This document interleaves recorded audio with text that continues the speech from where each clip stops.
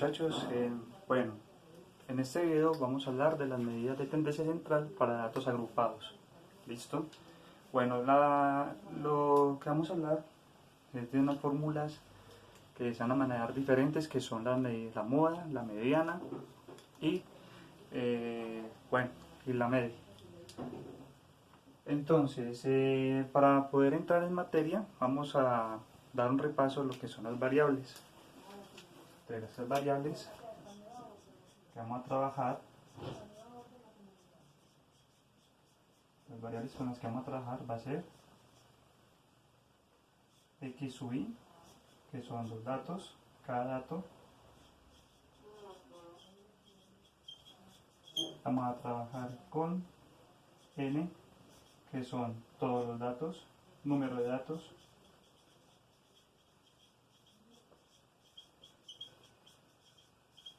Vamos a trabajar también con f sub i, que es la frecuencia. También ahora vamos a trabajar esta f mayúscula sub i, que es la frecuencia relativa.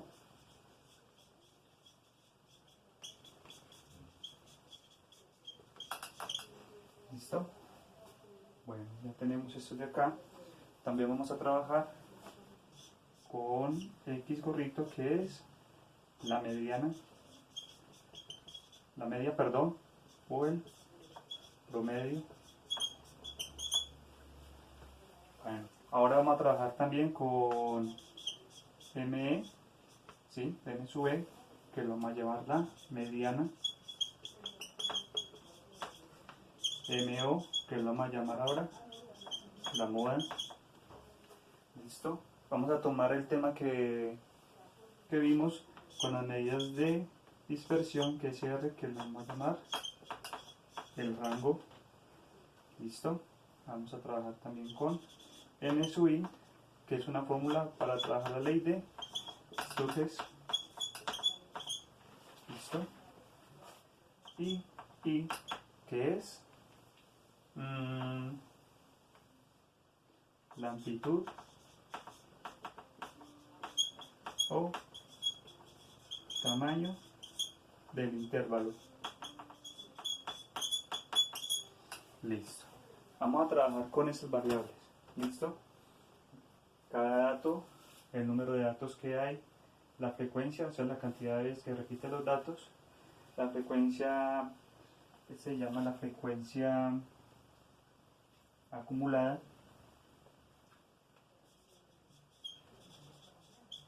En la frecuencia acumulada, ¿sí? La suma de las frecuencias, de todas estas frecuencias.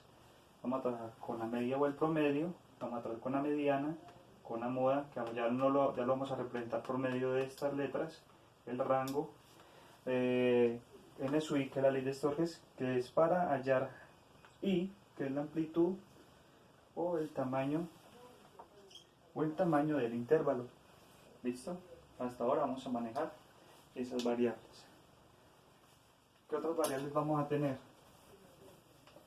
Las otras variables con las que vamos a trabajar son L sub i, que va a ser límite inferior, L sub s, que es límite superior. ¿Listo? Vamos a trabajar con los dos límites también. Listo. Entonces, hasta ahora esas son las variables. Ahora vamos a ver las fórmulas. Voy a indicar las fórmulas con las que vamos a trabajar.